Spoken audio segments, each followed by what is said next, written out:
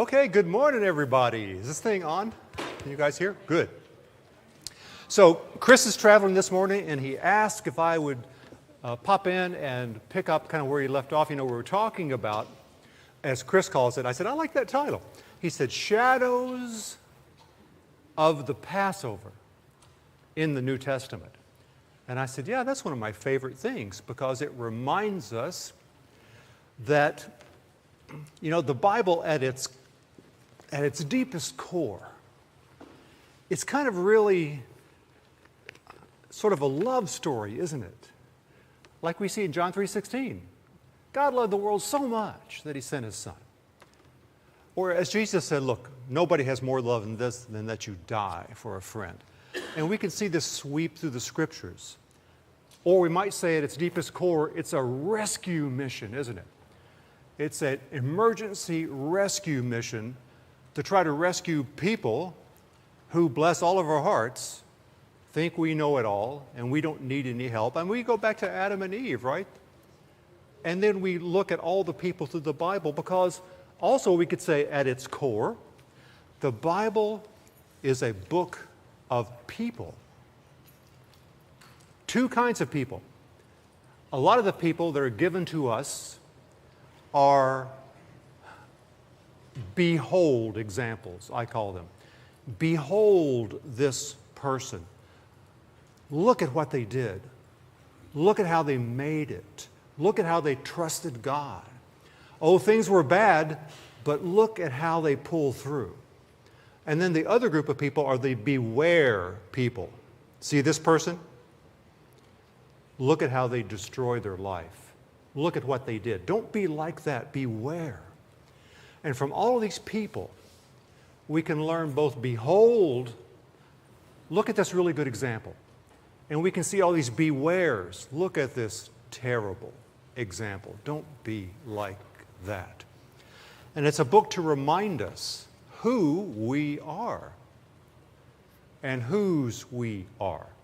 Because apparently we've forgotten, and the ancient people have forgotten. And so many times, and maybe you guys do the same thing that I do if I'm not very careful, is I read these names and I go, oh, this is kind of cool. Yeah, you know, Moses did this, and Noah did this, and Abraham did this.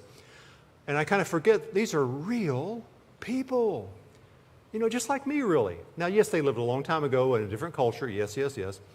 But just people trying to make it through the day, trying to feed their family, dealing with all of these problems that they're dealing with. A lot of which are the same as today. You know, anger and resentment and lustful desires. And by that, lustful, you know, today in modern American English, we think about lustful means like a sexual thing, right? But that word that's used back in the Bible just means a desire for something that is so powerful that it almost takes over you. You know, when James said, you guys, you murder. Why do you murder and do things like this? You know, I was using the most extreme example. Well, because of the lust of the eyes, the epithumia, the on top of your mind is really what that means. Lust of the flesh and the desire for things in your life. Now, the King James says pride of life, bu, life, your existence, which includes your possessions and things. Do we do that today? I was watching some commercials on TV. Bless my heart, I need to stop watching TV. Or as my dad used to call it, the idiot box, right? I think it's more idiot now. And I saw this one commercial for some new car. It's a nice car. And the main theme was, your neighbors will envy you when you get this car. And I'm thinking, hey, you're not telling me anything about the car. Is the car better? Better mileage? Last longer? You know, aren't those the attributes of a vehicle? But no, the main thing was your neighbors are going to look out their window and they're going to see this big new vehicle and they're going to envy you. Now you're better than they are, supposedly. Isn't that amazing? So through the sweep of the Bible, we see the same thing, don't we? The people, us, that have forgotten what we're doing. We think we know it all. Even in the first century when Jesus was walking around trying to teach the people, it was still the same thing.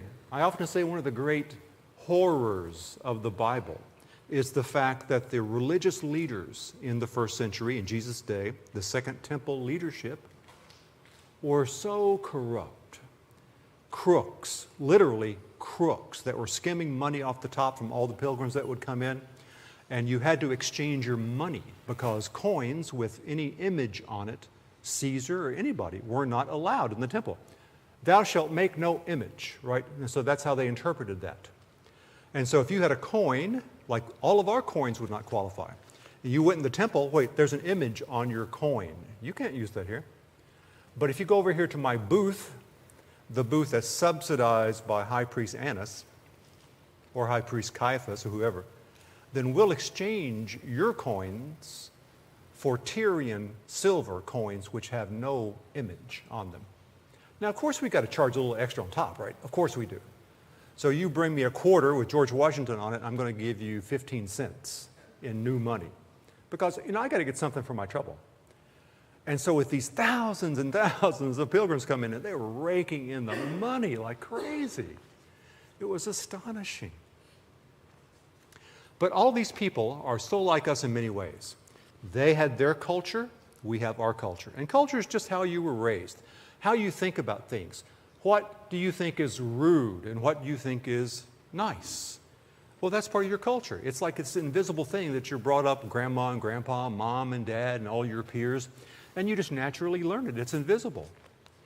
It's so interesting to me that I just was thinking about it not long ago, and I thought, at the university, I've worked with people over the last many years from every single continent on planet Earth. I thought, whoa. And about a year ago, I mentioned that to somebody. I said, it's really amazing. And these people I learn from when they come in because their way of thinking is so different than me, modern American. And their cultures, what they think is rude and not rude, is so different. And just some of the figures of speech they use. And this person said, wait. Every continent? I said, I think so, yeah. He said, Antarctica? And I go, well, nobody really lives on Antarctica, right, except a couple hundred scientists. But then I thought, actually, I worked with a scientist from Antarctica. So yeah, everyone. And so I've learned over the years that don't take something. Somebody offers you something. Here, John, have this. And if they're from the Middle Eastern area, do not reach with your left hand and take it. That is heinously rude. Not in America, but in their culture, it's very rude. Because the left hand is for unclean deeds, right? Go to the bathroom, that kind of thing.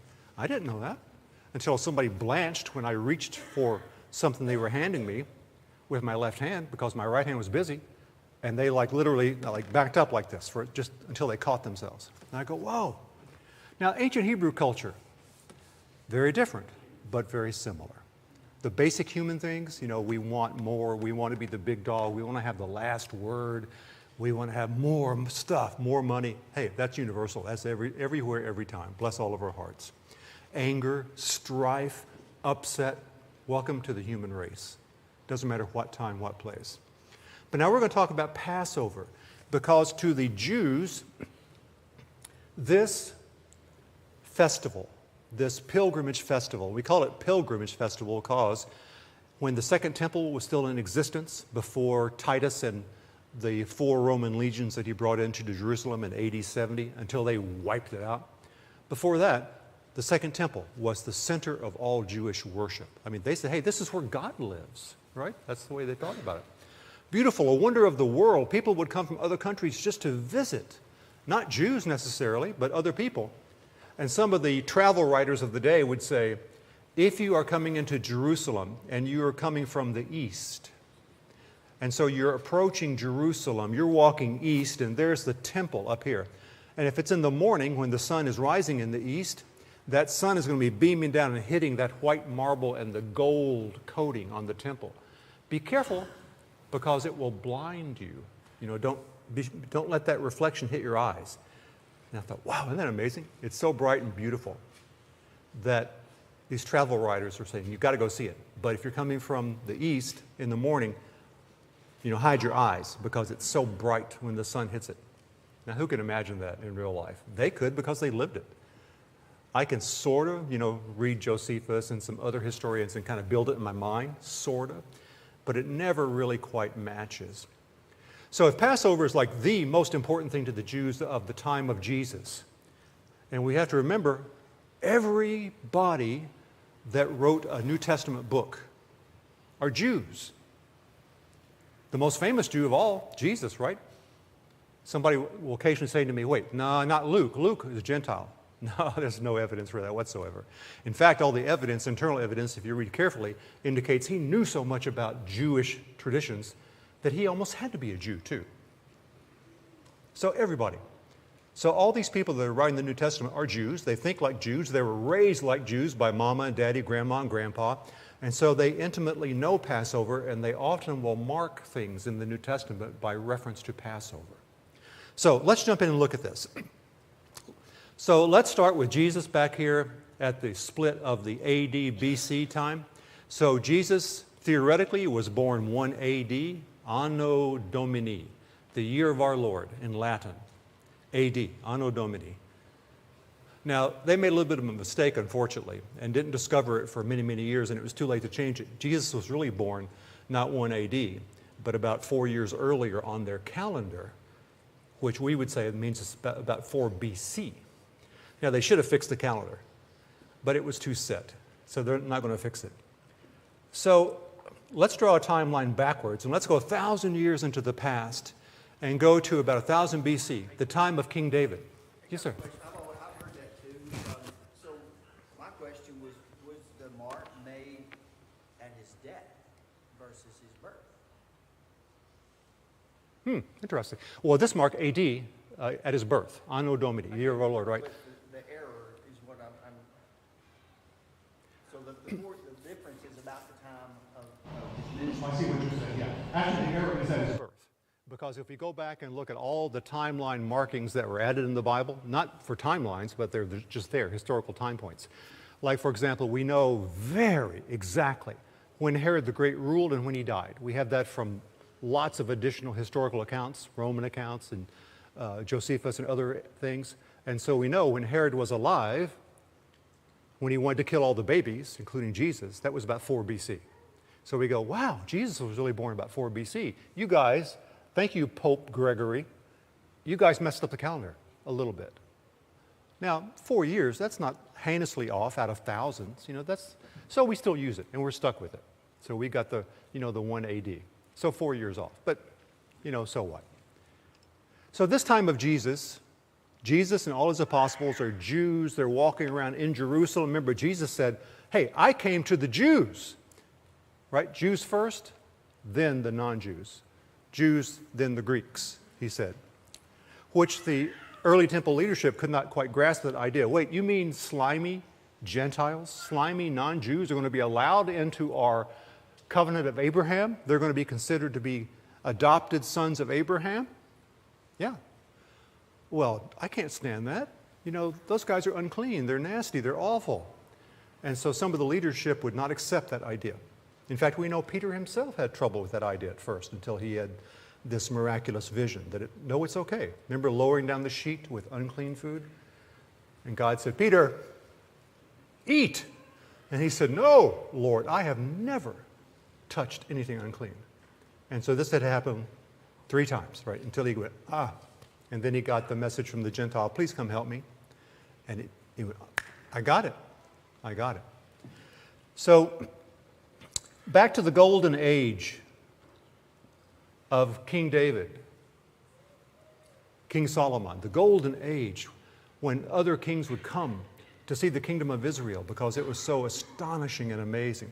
Let's go back another 500 years to about 1500. I'm just going to use round numbers. We could be a little bit more exact, but let's just use round numbers. To our topic today, the Passover. So we know Passover is part of the liberation of the people of Israel who were captives in Egypt. And we remember the story of Joseph, right? His brothers envied him so much, hated him so much, they sold him to some traveling merchants. Do you recall whose offspring these traveling merchants were? Sold them to traders of Ishmael. God, Shema, hears. God hears me, the very name means, Ishmael. Wait, Ishmael, wasn't that Abraham's kid? From Hagar, or as they would say, Hagar. Yeah, so Hagar. So this is like stepbrother people in the Middle East. 400 years, is that counting the years of Joseph? When he brought his whole family, Jacob? Yeah, when That would be a little bit before, so we go back about another 100 years. that's not counting No. the years. Okay. No. And so we remember Joseph was sold. He wound up in Egypt, sold to Potiphar, the captain of the Pharaoh's guard, basically. And bad things happened, but he was able to pull it out because he could interpret the Pharaoh's dream about the 7 years of famine and the 7 years of plenty. And so he so impressed Pharaoh that Pharaoh hired him to fix this problem. Thank you very much. 7 years of abundance and 7 years of famine. Pharaoh said, I don't have an idea. What are you going to do? Well, here's what you do. Store up tons and tons and tons of grain when it's here. And then when everybody's starving, they will come to you, Almighty Pharaoh. And then you can basically buy up their land for a scoop of wheat. And then you will be even more powerful. Pharaoh, no wonder he loved this idea, right? And so then we know, though, that by Joseph being in Pharaoh and being in Egypt and having Pharaoh in his good graces, that they were able to rescue Jacob and the rest of the family who were in a deep, deep famine and would have probably starved to death. So this saved them. But then as the scripture tells us, a new sheriff came into town, right? A new Pharaoh. Well, of course, old Pharaohs die. They get replaced. New Pharaoh came in, and he said, who's this Joseph guy? And why are we being so nice to these Joseph people? You know, stupid, isn't it? I mean, they're just like making bricks and things so we can build more cities and things. So the new Pharaoh kind of got a little bit scared, right? He said, plus, we've got all these hundreds of thousands of these guys that are not Egyptians living with us. What if they turn on us? We're going to have this internal war with this massive army inside already. So we can't do that. So basically, over a short period of time, they were converted to this slave class, right? No rights, no anything. They were just slave class. 400 years. Now imagine, how old is the United States of America? What, about 250? If we go back to 1776? Okay, we'll use that round number, 250. So they were there 400 years. We've been in America. America has existed, United States of America, for just 250. Isn't that amazing? So 400 years later, does anybody remember, do you think, what great-great-great-great-grandpa and grandma thought and how they lived? They don't know anything except Egyptian culture.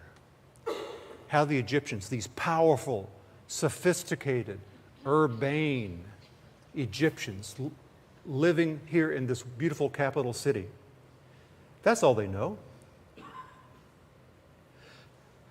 So God has to send Moses for this emergency rescue mission, Exodus 3. So we remember Moses, the prince of Egypt. He was raised by Pharaoh's daughter because Pharaoh said, I'm going to kill all the male babies. That'll solve my problem with these Hebrews getting too abundant. And he told the midwives, look, when you go deliver a male baby, it's going to accidentally die. Wink, wink, right? And the midwives, of course, how dangerous is this? To disobey the Pharaoh? But they did. How dangerous is that? Oh, I just can't believe how brave they were. I just can't believe it. But they were so brave, they refused to do this terrible deed. But Moses' mom said, I can't take a chance, right? And so we know the story that she made a basket, launched it into Nile. Now, we often kind of had this idea, and sometimes I've even seen this taught in like Vacation Bible School, that Moses' mother just kind of chunked it in the Nile and let it go wherever it happened to go. But if you read the story, no, she had this carefully planned. She knew where Pharaoh's daughter did her bath in the shallow, reedy area. She had her other baby girl watch. She knew which way the waters went. She knew when Pharaoh's daughter bathed. She knew in the reeds the basket can't get swept out to the mainstream of the river and be gone down to the ocean. So she's clever. So clever. And so anyway, we know Moses is drawn out. He's named Moshe. We say Moses, Moshe in Hebrew, which means something like drawn forth, like drawn out of the water? Moshe. We also know he's trained in Egypt. He goes like to the best college in Egypt, basically. Pharaoh's daughter's adopted kid. Of course he does. But then apparently he has a little bit of a temper, right? Because one time he sees one of the taskmasters beating up on a Hebrew slave, and he goes bananas and whacks the taskmaster, I guess with a stick or something, kills him. Now he knows he's in bad spot now. And so he has to flee Egypt, and he does. He goes and becomes an itinerant sheep herder like the rest of his people in the wilderness, until finally he sees this bush, Exodus 3. And this bush is glowing. It's a flame, but it's never consumed. And he goes up to see it and meets God. So God sends Moses to rescue the people. And one of the most amazing things there in Exodus 3, I think, is Moses just doesn't know what to do, does he? He says, I can't do this. Who am I? I can't do this. I'm sure he's thinking, look, I just escaped from Egypt. If I go back to Pharaoh, right, I'm history. I can't do this. And then he says something very amazing. If I do go back, what question are the people going to ask me? My people, the Israelites in Egypt, slaves, 400 years. What are they going to ask me if I go back to them? They're going to say, and Moses says this question, they're going to ask me, who sent you, Moshe? And what am I going to say? So I look at that and go, has everybody forgotten? And I go, probably yes. I think so. All the people, it's too long. It's the generation after the generation after the generation. So I was thinking, do I remember anything about my grandfather? A little tiny bit. Do I remember anything that my great-grandfather said or did? Zero. Great-great-grandfather? I guess double zero. Great-great-great-grandfather? I guess triple zero. I have no idea. So had all these people forgotten? This was a good question. Moses said, who am I going to say sent me? I don't know who you are. Neither will the people. Isn't that amazing? It's kind of astonishingly sad. Now there in Exodus 3, if you have your Bible, open to Exodus 3, verse 14. I think that's right. Exodus 3:14.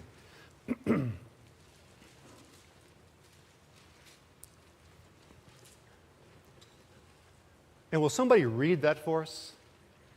It doesn't matter what translation. Exodus 3:14. And God said to Moses, I am who I am. And he said, thus you shall say to the children of Israel, I am has sent me to you. So there's the answer. And so God said to Moses said, who am I going to say sent me? And God said, here you go, I'll tell you. Go tell them, and in the Hebrew text it says, go tell them, Eyeh Asher Eyeh. Now that Eyeh is from the Hebrew verb chaya, which means to exist, to really exist. And so our translations say, I am, right? Who I am has sent you. Wait, is that your name? I am who I am? But now amazingly in Hebrew, we could translate that as past tense also, and that would be totally legit. I was who I was. I am who I am. I will be who I will be. It kind of encompasses all those meanings, but how can that be? No, that's not the way you talk. You were what you were, you am what you am, you will be what you will be, but that's what it is. So go tell them the I am is. Now here's what I think is going on. You guys, whenever I say here's what I think, you should really push back on me, because this is what I think. Now here's an artist's rendition of Egypt in its prime about then. So just think, these Hebrews living there, from anywhere they look, they're going to be able to see the great pyramids. This massive set of 3 mountains there. As far as we know, capped with a gold cap. Can you imagine the sun hitting that and bouncing off? It's the most gorgeous, famous country in the world of that day. If we look at another artist's rendition, everywhere you look, there are these obelisks, monuments to the gods of Egypt, not the God of the Israelites. Apparently they don't even know who it is anymore. Who am I going to say sent me? The I am? The I am who I am? Who am I going to say? Because what are all the Israelites thinking? What are all the kids being brought up under? Now look at this. Here's just like a little map, little chart of just, about a dozen of the more prominent gods of Egypt. Notice I say examples and I got it underlined. Because as best we can tell from reading Egyptian hieroglyphics, etc., the Egyptians had not just this 11 or 12 or 13 gods I've got here. I just pulled this out as an example. But they had literally thousands of gods. The highest estimate I've seen is 2,000. A god for everything. The god of the dust, the god of the lint, the god of the water, the god of the frogs, the god of the crocodiles, the god of the sun, the god of the moon, the god of death. And we could go on and on and on. So sometimes people will say, oh, you know, when God sent the plagues on Egypt, every plague was designed to directly attack the power of one of the Egyptian gods. Well, you can't do anything without attacking the power of the Egyptian gods. They were everywhere. Now just imagine on all those obelisks and pillars, and there were all these temples. That's what you see. If you're a Hebrew in slavery, that's what you see. So after a while, do you think you start to believe in some of the Egyptian gods? Maybe. So I think no wonder. So I think a big part of the plagues of Egypt was training, retraining the Hebrews also, as well as showing the Pharaoh who the big boss is. I think the Hebrews have to be reminded. 400 years, surrounded by all these gods and things. How could you resist this, at least subconsciously? And so when God says, go back and tell them that the I am sent you, what's he really saying? Go back and tell them that the one who really does exist sent you. Isn't that an amazing immediate contrast to the gods of Egypt? 2,000 gods of everything? Go tell them the real God sent you. The one who exists. Now, I would say also, inherent in that verb hayah, to exist, means the one who is present with you. The one who is present. Remember, Jesus was called in the great poetry of Isaiah. He was called many things, Prince of Peace, etc. But he's also called Emmanuel, Handel's Messiah. I love that song. And he shall be called, and then the song goes through a lot of those adjectival names. He should be called Emmanuel. There's that E-L root, which means God. El, Ima, with us. God with us. And I think that's what that name that God told Moses carries with it, that power. You guys raised, lived, and died amongst all these Egyptian gods. This is the God of Abraham and Isaac and Jacob. This is the real God, the one who exists. This is the one who is really present. Go back and tell him, Pharaoh, and importantly, tell all of your Hebrew people. Remind them whose they are.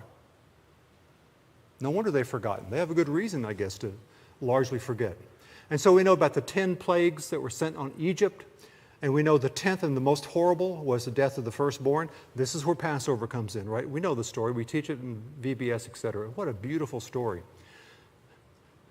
Moses told the people, look, death is going to come into this community.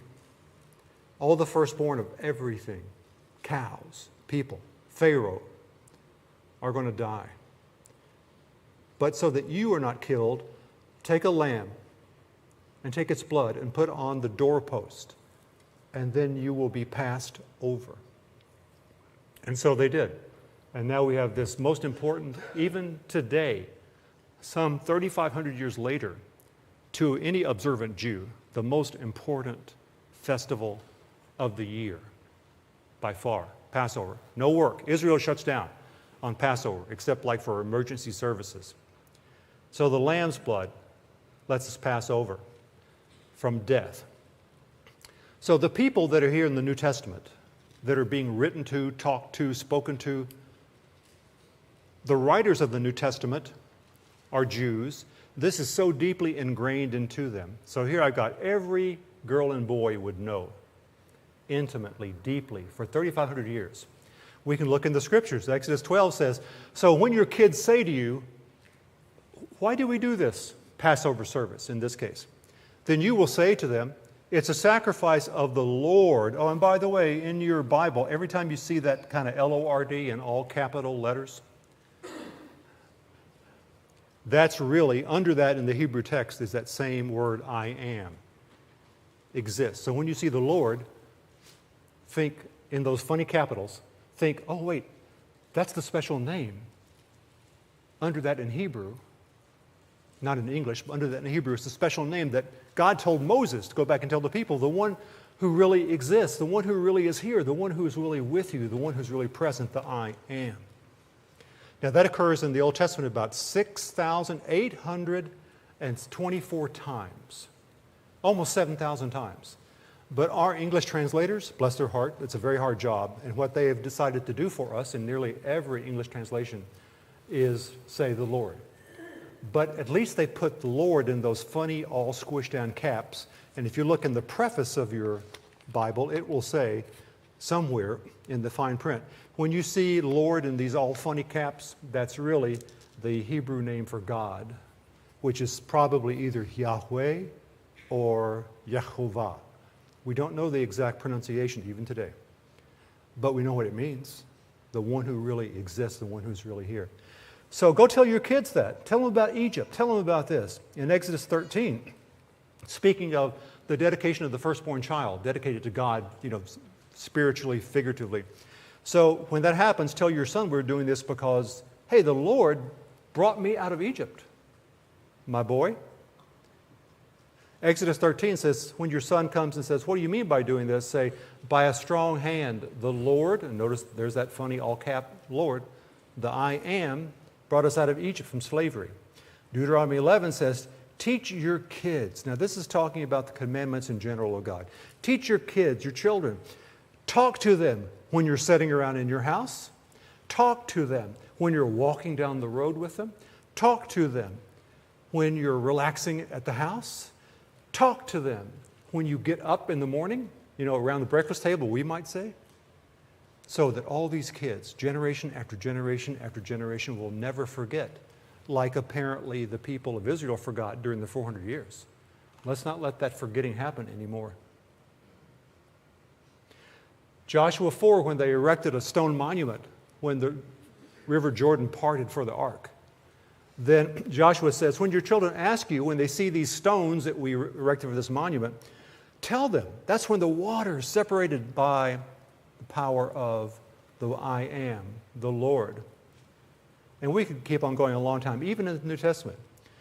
And here's Joel 1:3. This is when Israel, bless their hearts, were kind of going bananas again. They were forgetting the Lord. So a great locust plague was sent to eat all their food. And maybe that would shake them up and remind them. So this is about the locust plague. So when you tell your kids about this, tell your kids. And they will tell their kids. And they will tell their kids, generation to generation to generation. So then, we have this 3,500 years of history. So by Jesus' time, there was 1,500 years of history that people were remembering. 1,500 years. And how old is the USA? 250-ish. Isn't that amazing?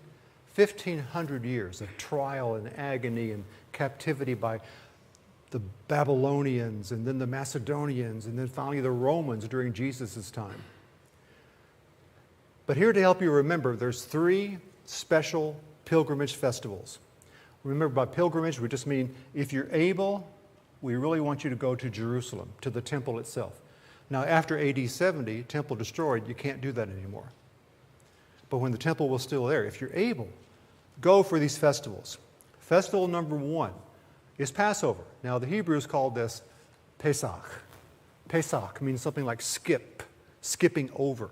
That's kind of what that word means. So Passover, that's pretty good, right? So Pesach, they would call it. Passover. What does this mean to the Jews? Freedom. Freedom from bondage. Rescue by God Himself to rescue you from this terrible spot. So freedom and rescue, that's what it means. This is what happens to God's chosen people, the children of Abraham. Of course He's going to rescue you. Of course, and see, He did. In the first century, when Jesus was celebrating Passover with His disciples, they eat special food. They have Passover week. It's a week long. On the first day of Passover, 14th day of the first month on the Jewish calendar, the month of Nisan. Now, it's a lunar calendar, so it changes a little bit from year to year. This year, Passover on the Gregorian calendar, our calendar, was April 22nd. And it would go for the full week, so a week long, the Feast of Unleavened Bread. And during this time, you're retelling the Exodus story to your kids. You're having special food, unleavened bread, roast lamb, and you're telling your kids. Now, Benjamin, you know why we're doing this? No, Papa, why? Oh, we're doing this to remember way back in Moses. Do you remember Moses? Oh, Moshe, yes, Papa.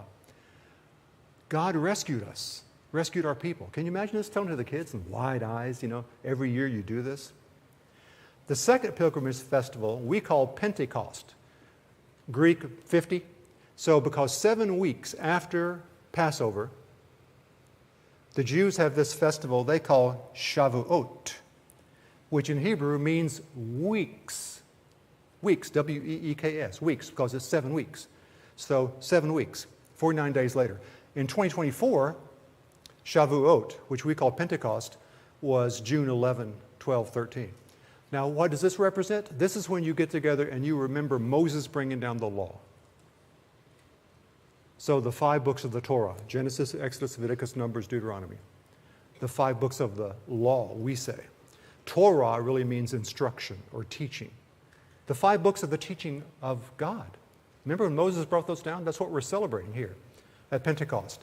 Now, isn't it interesting that in Acts 2, the apostles were told to stay in Jerusalem after the crucifixion?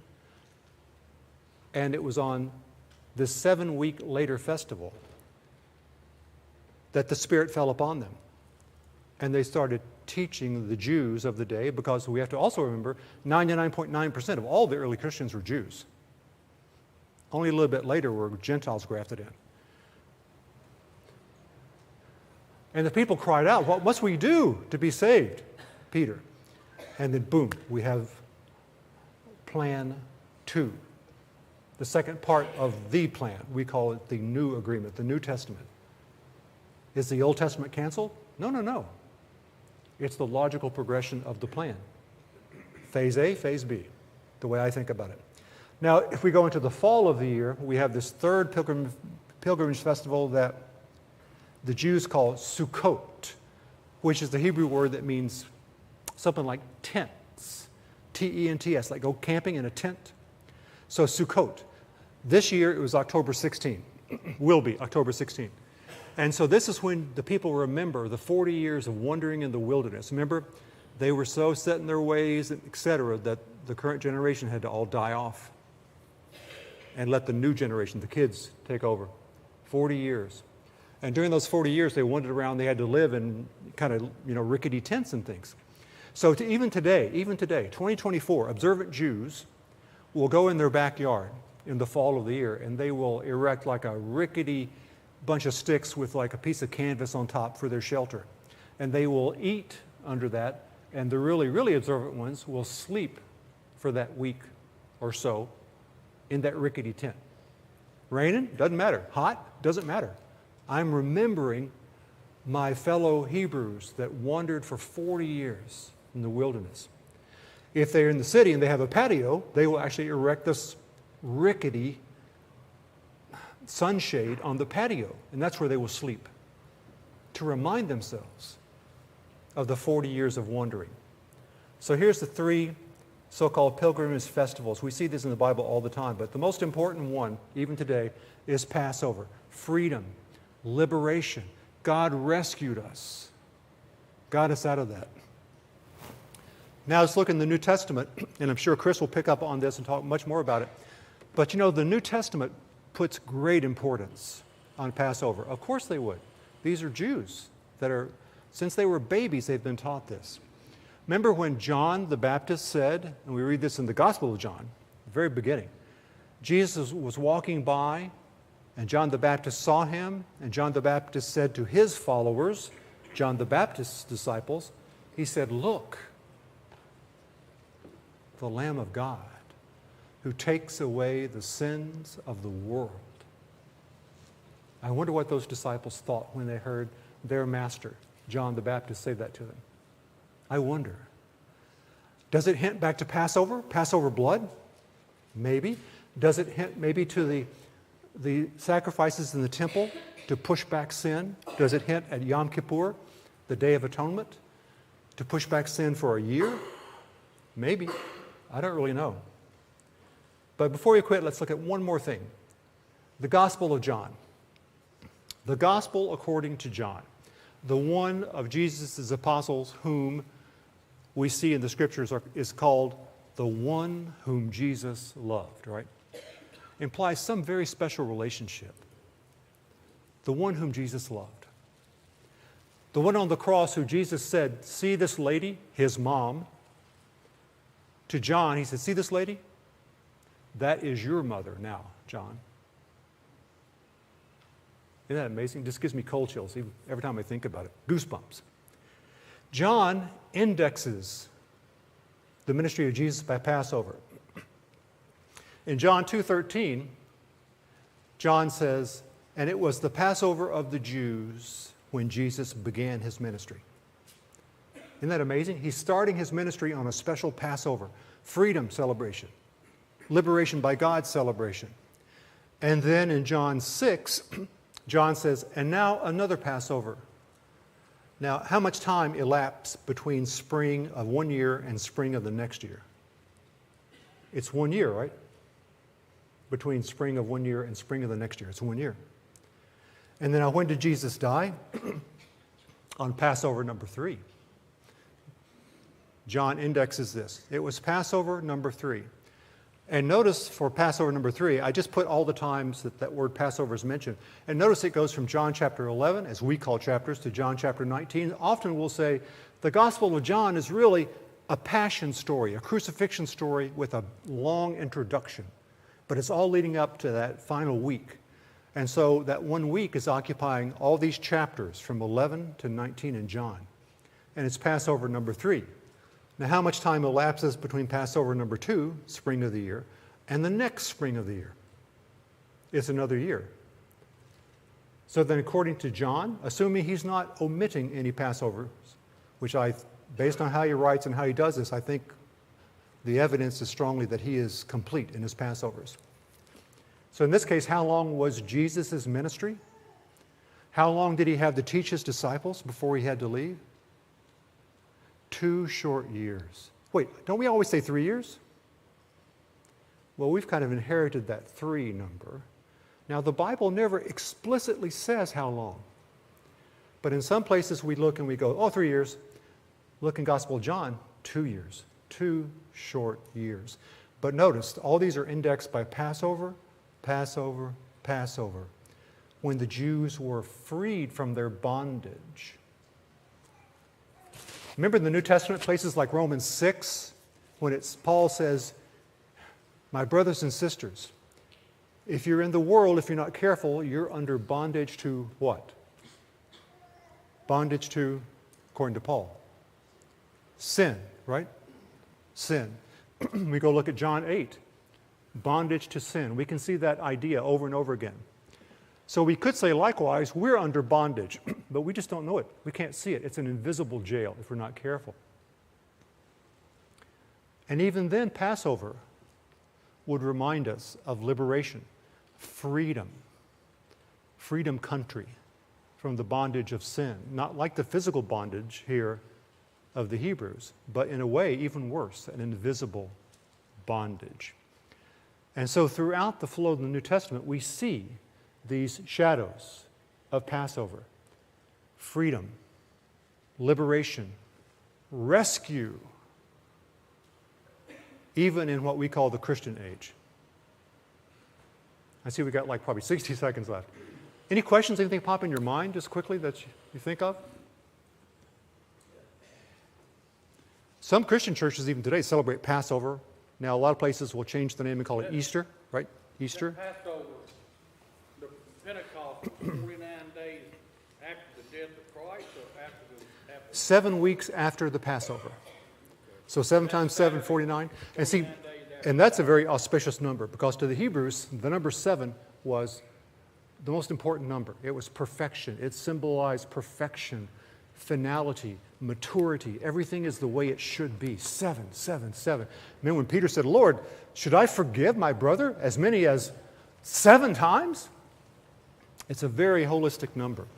What were the days of creation plus the day of rest? 7. Like this, right? So 7 weeks of 7 till this celebration of the law coming down from God on Sinai. 49 days. Pentecost. So when we remember this using, we're mostly influenced by Greek, really, in the Western world. So when we say Pentecost, we kind of lose that idea.